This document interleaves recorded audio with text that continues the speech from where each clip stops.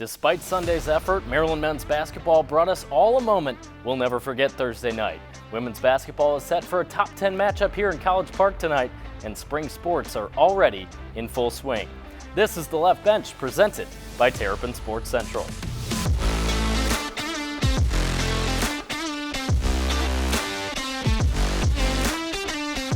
I was trying to get out of there, man. Everyone was trying to rub my head.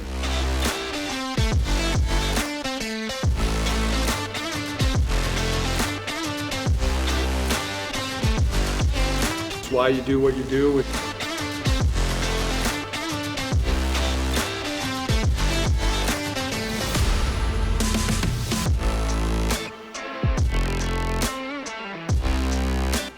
Welcome everybody to The Left Bench, presented by Terrapin Sports Central. Thanks so much for being with us. I'm Kevin McNulty here alongside Keara, Bruno, and Keara. What a week it's been for Maryland sports. Yeah, Kevin, that's right. The winter sports seasons are at the home stretch and spring sports are just getting underway, so there is a ton for us to catch you up on.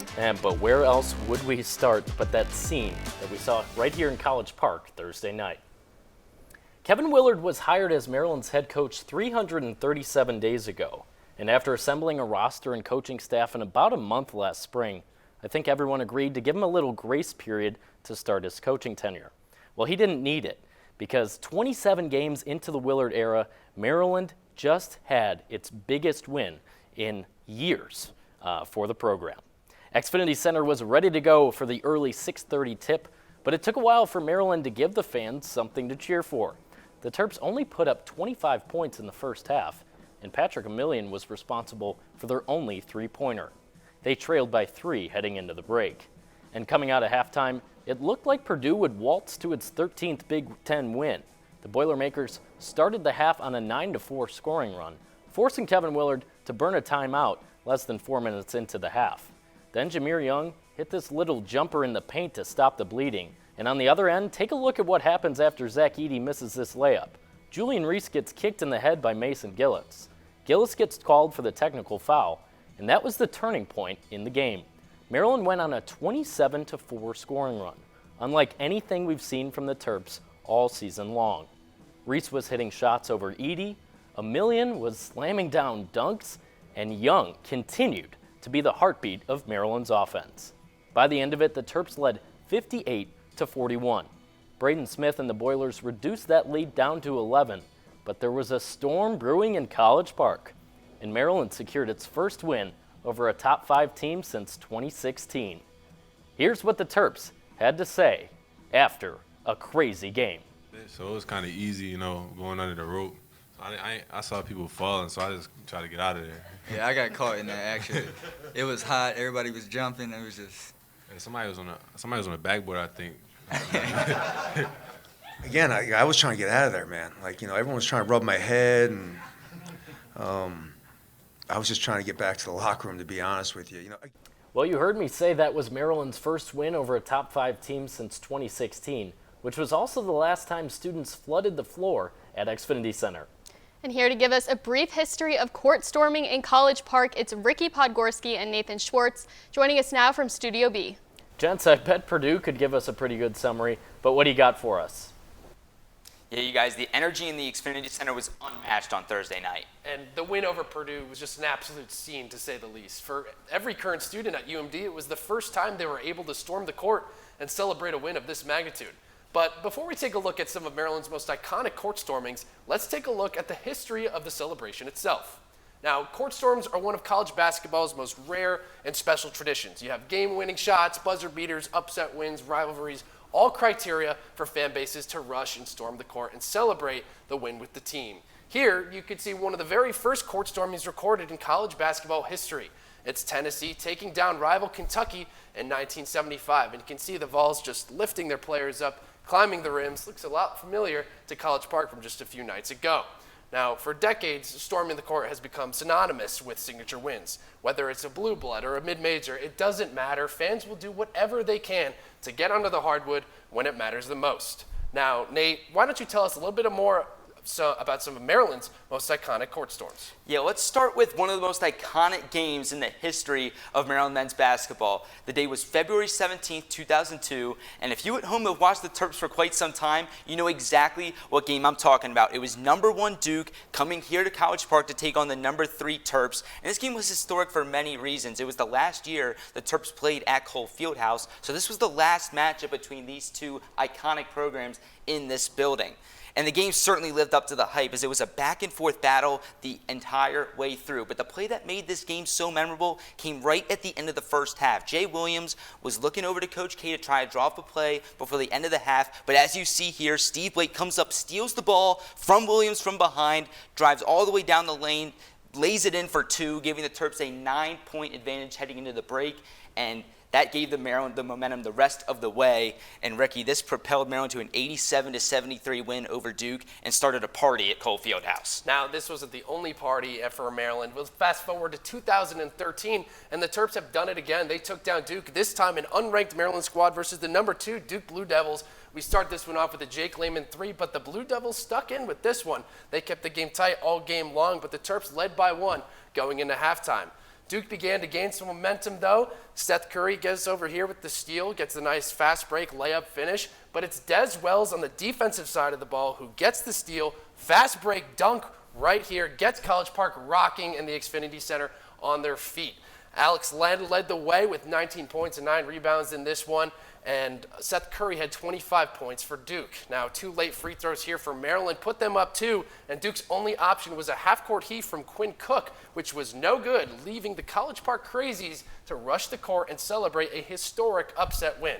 Now, the funny thing about this one is that this win took place on February 16th, 2013. And Nate, let's fast forward 10 years to the day when Maryland fans rushed the court just a few nights ago. Yeah, it's crazy that these 2 court storms happened on the same exact day, 10 years apart, but that's just kind of how this works sometimes. But you knew going into Thursday that this was going to be a great game. Grievous Vasquez was in town. It was a sellout crowd for the second straight night. And if you go back to January, if you remember, the Terps only lost by 3 at Mackey. So you knew it was going to be a close game. But as Kevin mentioned earlier, the game didn't swing in the Terps' favor right away. They had some struggles in the first half. But at the beginning of the second half is when Juju Reese drew that technical foul that gave Maryland the momentum, and they never looked back after that. They went on that crazy 29-4 run, and the rest was history. It was Maryland's first court storm since 2015 when they hosted Wisconsin, and it was the loudest the Xfinity Center has sounded in a very long time. Beating Zach Edey and the Boilermakers is a moment that the team, the students, and everybody in that arena will remember for the rest of their lives. And guys, if Kevin Willard keeps on building up this program at this rate, it won't be long before other teams will want to storm the court when Maryland comes to town. Yeah, Nate, that's something we haven't seen in a very long time. Thanks, guys. Well, Keara, we saw all the video from the game. That was me right in the middle of it. Where were you during the game? I couldn't go. You know this. I was over at CNS actually previewing that game and hopefully a court storm, so I'm very sad to have missed it, but hopefully we'll have it again next February. I'm just glad I survived. The camera was okay, and I ended up being okay even though I fell through one of the chairs on the bench. But, man, it was quite the time out there. And Keara, the Terps didn't have a whole lot of time to celebrate because they had to head out to Lincoln for a game against Nebraska on Sunday. Yeah, not the same pomp and circumstance surrounding that one, and maybe they celebrated a bit too much. After that historic win over Purdue, Maryland struggled on the road on Sunday against Nebraska, a nail-biter that went into overtime. It was a pretty slow start for the Terps. In the first 10 minutes, they went just 2 of 16 from the floor, which allowed Nebraska to jump out to a 15-6 lead. The powerful duo of Derek Walker and Keisei Tominaga was on fire, combining for 43 of the Cornhuskers' 70 points. The game started to look up for the Terps as they went on an 11-0 scoring run in the second half, bringing them within 2. The game came down to the final seconds of regulation, but a missed jumper by Jameer Young sent the game into overtime. Both teams were trading shots until the last 30 seconds of OT, when Sam Hoiberg scored the winning bucket on a steal and score, securing the victory for Nebraska 70-66. And the letdown on Sunday means we have to bring on Emmett Siegel of Testudo Times to break down this confusing 4 days of basketball. Emmett, thanks so much for being with us. Thanks for having me. Happy to be here.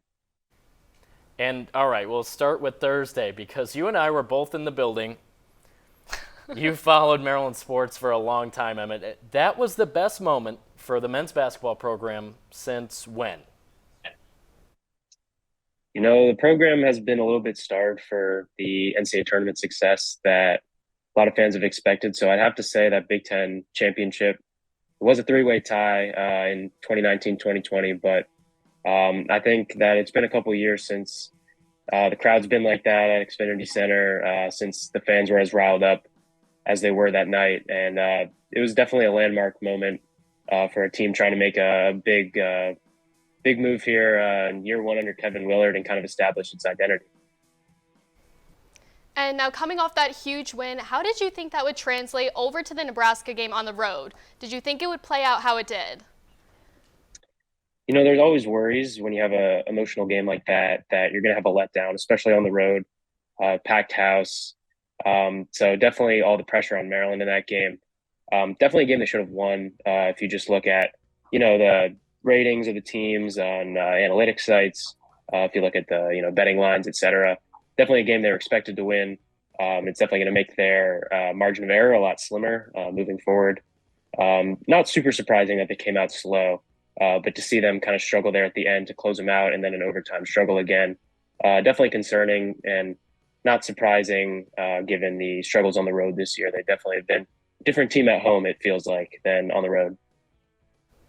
Yeah, I wasn't surprised that they came out slow, but just never able to get it going. It was a good look at the end of regulation. Didn't make it work. Let's talk about those road struggles a little bit because only one win on the road in the league, and it comes against Minnesota. Do you think that's going to hurt them going forward, even though they only have 2 road games left against Penn State and Ohio State? Well, the bad news for Maryland is that they don't get to play any Big Ten or NCAA tournament games at Xfinity Center. So you got to get used to winning away from the friendly confines of College Park.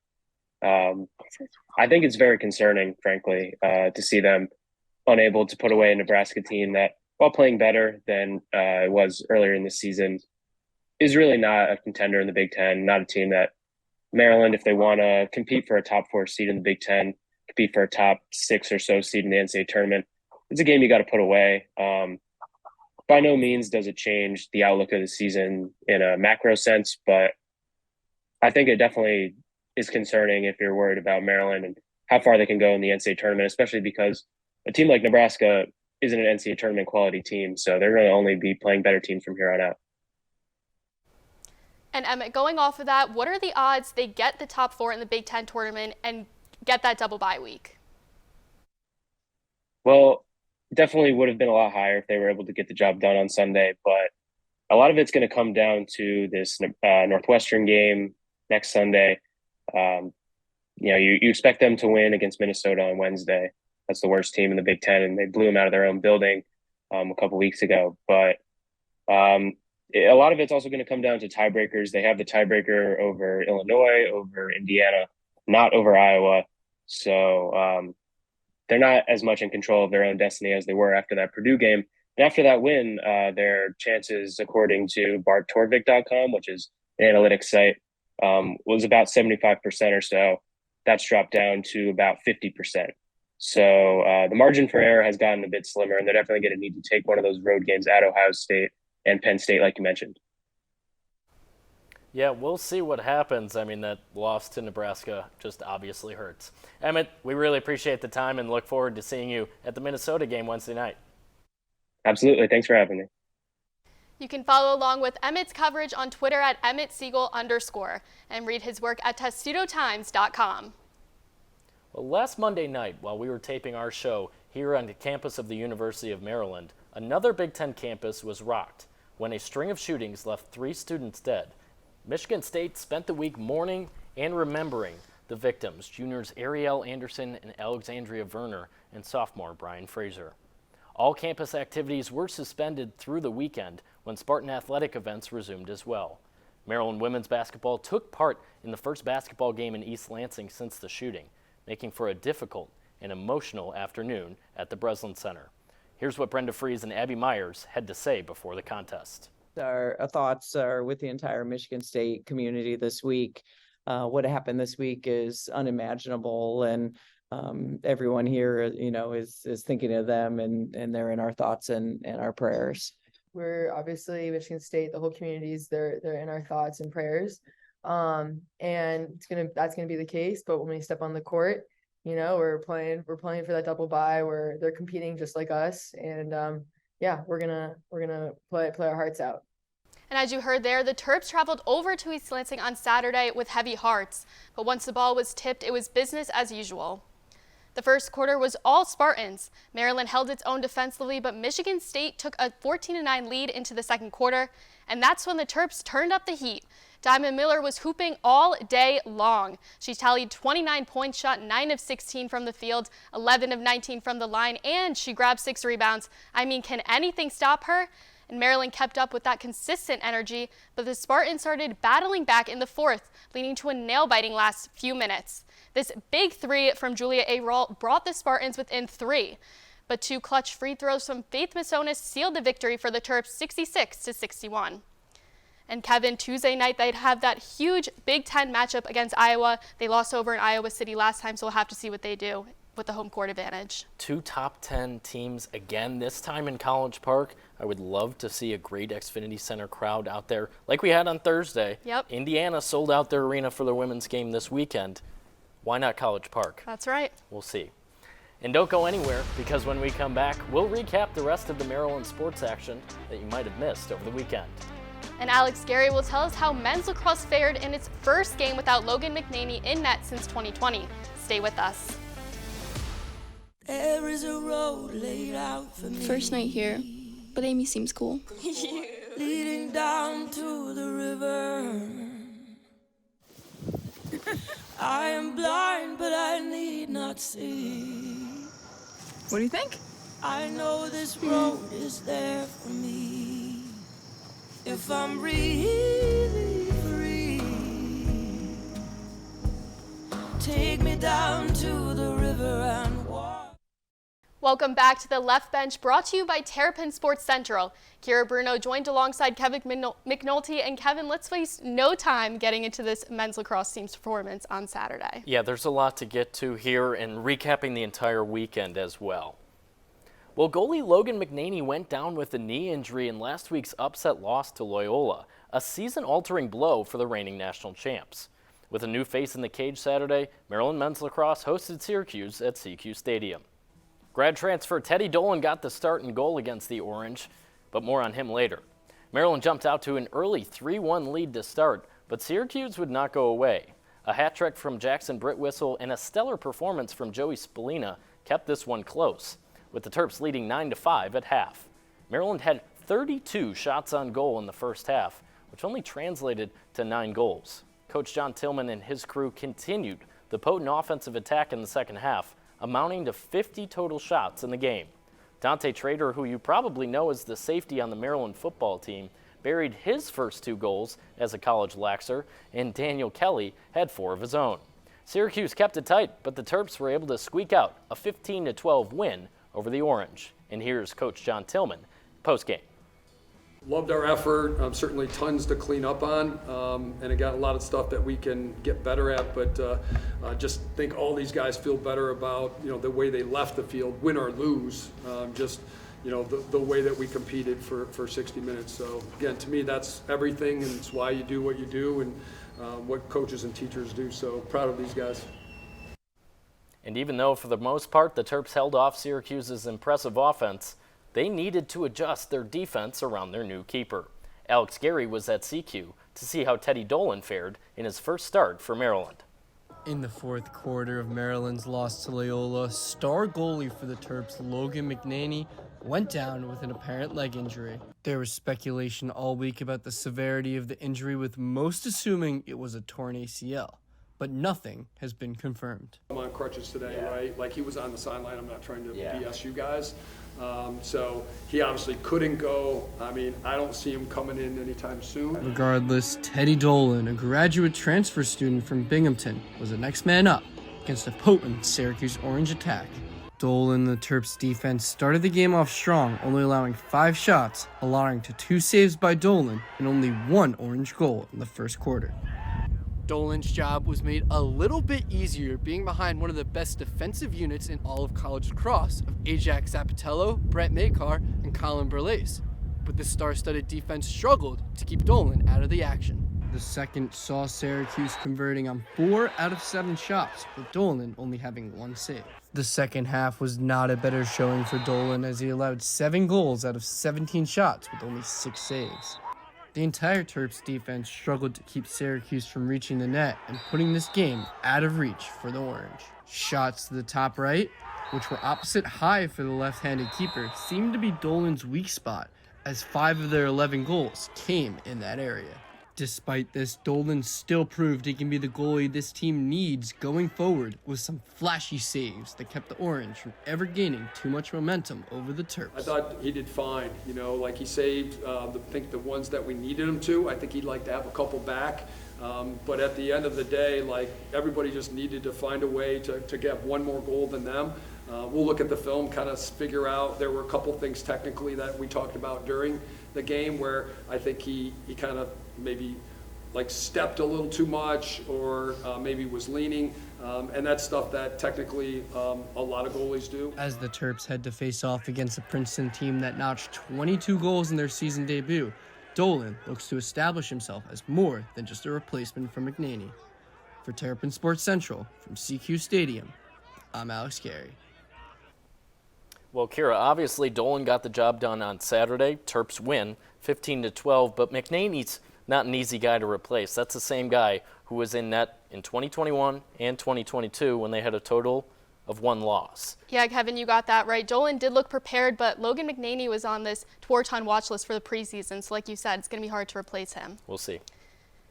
And the men's team may have found success against Syracuse this past weekend, but things look different for the number 2 women's team when they visited the 4th-ranked Orange at the Dome on Friday. The Orange jumped to a 6-2 lead early in the first quarter, thanks in part to Megan Tyrell's impressive performance. She tallied 11 points on the day on 6 goals and 5 assists. The Terps answered back, though, notching 3 quick goals in only 50 seconds from Shaylin Ahern, Jordan Lipkin, and Shannon Smith, putting them within 1 at the end of the quarter. And Syracuse was leading 11-6 at the half, and they never looked back. Maryland snuck in a few more goals, including one from Corey Edmondson, the first of her college career. But the effort just wasn't enough, and Maryland couldn't stop Syracuse's quick and aggressive offense, dropping the game 20-11. Well, for the first time in 3 years, Maryland gymnastics and wrestling shared the main floor at Xfinity Center for the Beauty and the Beast meet, and it was a successful night for both teams. Brett Nelligan's 24th-ranked gymnastics squad hosted Southern Connecticut State, because apparently Southern Connecticut is a place, and the Terps nearly put up their highest team score of the year, posting a 196.55, which was more than 2 points better than SoCon State. Over on the wrestling side of things, those guys were in a battle in their home finale against Binghamton. Maryland won 4 of its first 5 bouts, but Binghamton hung around until a major decision from Ethan Miller clinched the Terps' 10th win of the season. Here's a fired-up Alex Clemson after the win. Yeah, I mean, that guy's got all the tricks, all the stall tricks. He touched my face, he grabbed my headgear, he did this. It's like fake this, fake it's I don't like that. And I want our guy to prove a point there and be really physical and wrestle a really high pace and get to his positions more and shut down the crap. Then on Sunday, Clemson's squad was in action again, traveling up to New York for its regular season finale against Columbia. And the Terps would probably like to have this one back. This one was close throughout, and Ethan Miller won a big decision at 1:49 to put Maryland up 9-6. Then Columbia responded by winning 4 straight bouts, but the door was still open for Jackson and Jaron Smith to complete a late comeback. Despite a pair of decisions in the Terps' favor, their effort was in vain as Columbia held on 18-16. The gymnastics team was also back in action on Sunday, staying home to face number 17 Minnesota. It was a high-scoring matchup for the 2 ranked Big Ten squads, but a slow start for the Terps allowed for Minnesota to pull away. Starting on vault, where Maryland struggled to earn big scores with only 2 gymnasts, senior Emma Silberman and grad student Alexis Rubio, scoring just above 9.8. Maryland needed to go well on bars to make up for the lack of points on vault, and sophomore Sierra Kondo was the Terp to deliver, recording a meet best 9.9. But Minnesota didn't ease up and kept a comfortable lead after a great 9.925 scoring performance from Maddie Quarles. The competition got down to the wire in the third and fourth rotations. On B, Maryland earned a team score of 49.15, its second highest score of the season. And finally, on floor, the Gym Terps secured their best overall floor score in 6 years with a 49.45. But the well-rounded Gopher squad was able to leave with the victory, 196.8 to 196.65. Here's what Coach Brett Nelligan had to say about the duel. How much I love this team. I mean, like, they're just incredibly tough, incredibly talented, and what it is the work ethic. Like, they're able to do this on a double weekend, come up and put up 2 big scores because of what you guys don't see. It's what they do in the gym day in and day out. No one trains like these kids, and they're incredible. Well, Keara, after lacrosse and softball got underway last weekend, everyone was anxiously awaiting the start of baseball season, and the preseason Big Ten favorites lived up to the hype in a grand opening weekend. The Terps were in Tampa to take on USF, and their ace, Jason Savacool, had a rough start to his 2023 season, allowing a 3-run homer in his first inning of work. But Maryland answered right back. Ian Petrutz launched this dinger right over the right field wall, his first of the year, and back-to-back triples by Jacob Orr and Elijah Lambros knotted things at 3. The next 5 innings were all Bulls, as they took an 8-3 lead into the top of the 8th, when Orr brought in 4 with a grand salami over the center field fence. That was all the Terps could muster. Then they fell 8-7. Saturday and Sunday were much different stories for the pitching staff because the offense didn't stop. Take a look at Nick LaRusso as he drove in Maryland's second grand slam of the weekend out to left. And the Terps took game 2 8-1. It was another offensive clinic in the finale when Big Ten Player of the Year favorite Matt Shaw got hot. Shaw went 5 for 5, a new career high in hits, driving in 3 runs and scoring 2 more. But even that might not have been the highlight of the afternoon because an Ian Petrutz hit Maryland's 3rd grand slam out of the yard in the 5th. The Terps will be in College Park for their home opener Tuesday against West Virginia. And the success on the diamond doesn't stop there, because number 21 Maryland softball went down to Chapel Hill for the ACC Big Ten Challenge this weekend with Virginia and North Carolina, and Mark Montgomery's squad lived up to that ranking. In the first game against Virginia, Amelia Leck came up big once again with a 2-run homer to put Maryland up on top 2-1. And the next day, the Terps faced the Cavaliers for the second time, and they continued to shine. Trinity Schlotterbeck had a huge day up at the plate. She went 2 for 3, driving in 3 runs with a homer. And Sydney Lewis then hit her first career home run to put the Terps ahead 4-2 in the 5th, and Jada McFarland brought in a run, sealing a 6-4 Terps victory. Then it was time for Maryland to kick off their 2-game series against host North Carolina. In comes Leck again with another 2-run homer, putting the Terps on top 2-1 in the 3rd. Each team plated 2 more runs, but it was Megan McCommy's RBI double that allowed Michaela Jones to reach home and close out the win for Maryland 5-3. The last game was the closest one all weekend. Maryland got on the board first, but then in North Carolina, 3-run homer in the 4th put them down 3-1. But in came Kylie Goff and McFarland hitting back-to-back doubles to secure the series sweep for the Terps 4-0. What a start for them. And Maryland tennis was back in College Park for a doubleheader on Saturday. The Terps took on William and Mary in Towson, dominating both teams to extend their winning streak to 6. Things started off shaky, dropping the doubles point to William and Mary, but after that, it was smooth sailing. Selma Kadar set the tone with her 6-1, 6-0 win at 1 singles, followed by Marta Perez-Muir at 2 singles, winning her match 6-4, 6-4. The Terps went on to win each singles match and beat the Tribe 6-1. Then on to Towson, who gave Maryland even less trouble. The Terps gave their toughest matches to the youngsters in this one. Sophomores Francesca Fiorodov and Callista Liu both won at 1 and 2 singles and finished first in the doubles, helping their team crush the Tigers 4-0. Here's Coach Katie Doherty on her team's impressive back-to-back performance. William and Mary, I mean, that's the first time we've lost a doubles point and been able to come back and win. You know, we lost a doubles point and then had 5 first sets. Really came out strong. That's what we asked them to do, just to bounce back as quickly as they could, and they did a great job doing that. So. And when we come back, Sam Jane will tell us about a club fencer that has a bright future ahead of him, perhaps in Paris. And as always, we'll crown our Terp of the Week, Pro Terp, and the top 5 plays. Don't go anywhere. As a dad, every day is a challenge.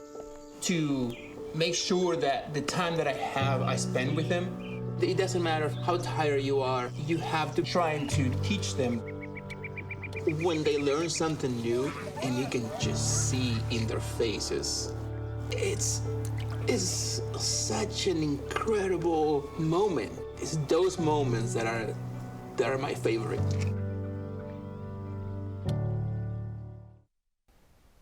Welcome back once again to the Left Bench. I'm Kevin McNulty. That's Keara Bruno. And Keara, it's been a while since we had a really good club sports story on this show. Kevin, that's right. And if you want a good story, look no further than the club fencing team. Our Sam Jane has more. Looking at the Maryland club fencing team, you wouldn't know that there might be an Olympian in its midst. That's until you meet Noah Hansen, a senior who's hoping to compete in the 2024 Olympics, a defiant aspiration because he's paraplegic. Hansen was born able-bodied, but a tragedy struck at a young age. When I was 7, I was in a car accident. I got a spinal cord injury. I'm a T1 incomplete. Unable to be as active as he once was, Hansen found a love for fencing despite the obstacles. There was a fencing club pretty local to me that I tried to get lessons from. I tried to work with, and they didn't know, so they didn't feel like learning how to work with a wheelchair. But Hansen has found his place here at Maryland, improving his game and impressing others along the way. See that even if we're not going to be like international fencers, that someone of like Noah's ability is able to and Noah's circumstances are able to just be such a great fencer now. It was difficult for the club to find him a practice partner, but just like Hansen, they beat the odds. Hansen competes in an athletic chair, while his opponents will fence in a wheelchair that he got from a friend. Manual chairs are going to be like this. They're made for everyday use. They're made to be able to wheel around and try not to feel the stress on your body as you do that. Fencing chairs are made specifically to be able to be locked into the fencing frame that you saw. The next step in Hansen's fencing career is the big one, the 2024 Paralympic Games in Paris. So I asked him, what would it mean to represent the United States and Maryland in Paris? I push myself. I want to be good at this sport, and to be able to compete with the best, and to be able to know that I've really proven myself is one of the really big motivators for me. For Terrapin Sports Central, I'm Sam Jane. And our thanks to Sam for telling that story. Keara, Noah's perseverance is just so inspiring. Yeah, Kevin, that's right. And I'm hoping that we can see him at Paris in 2024. And now that baseball season is in full swing, our Terp of the Week goes to a player who reminded us this past weekend that he's still just that good, and that's Matt Shaw. Shaw put on an absolute show against South Florida Sunday in Tampa. He went 5 for 5 with a home run, 3 RBIs, and 2 runs scored. Shaw's 5 hits set a new career high for the projected first-round pick. Last season, he recorded 4 hits 3 times. And second on the team in home runs last season, Shaw did what he does best Sunday, smashing his first home run of the season right over the left center field fence. Congrats to Matt on being crowned our Terp of the Week. And this week's Pro Terp is one of our old buddies here at Merrill College, but he's heading to the pros this spring, so he gets the nod. It's 2022 graduate Matt Levine, who's been working with Stony Brook Athletics since graduation, but got the call up last week to the Binghamton Rumble Ponies, the AA affiliate of the New York Mets. I know this is a dream come true for Matt, who grew up a Mets fan, and I can't wait to see him get started in pro ball. Huge congrats to our boy, Matt Levine. And without further ado, let's get into our top 5 plays from this week. Kevin, go ahead and get us going. All right, here we go. We're going to start things off at CQ Stadium, where Daniel Kelly had a day against the Orange. Look at him spin around, lay that one off, and boom, right in the back of the net.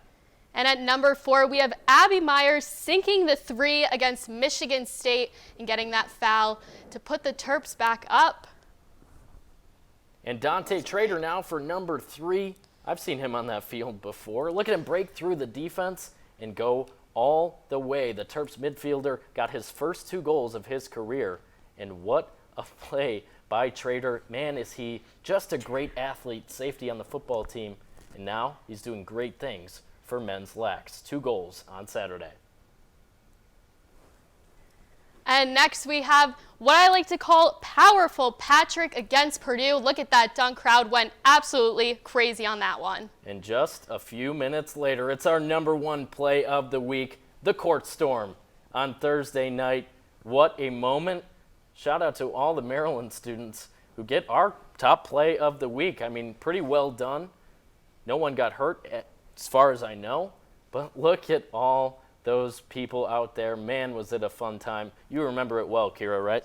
Oh, yeah, definitely. Yeah. Good one. Good one, Kevin. You know, my favorite part of that, we didn't mention at the top of the show, the guy standing on the rim. Juju mentioned it in his yes. press How could we conference. forget? That was Wonder electric. how Did you he's see doing. the selfie? Oh, yeah, of course. That was of course. Fun. Well, that's going to do it for this edition of The Left Bench. Thanks so much for being with us. And mark your calendars for next week when Alex Gary and Alana Mutnick are reunited here behind the desk. Be sure to stay up to date with all of Terrapin Sports Central's coverage on Twitter, Instagram, YouTube, and online at terrapinsportscentral.com. We'll see you later.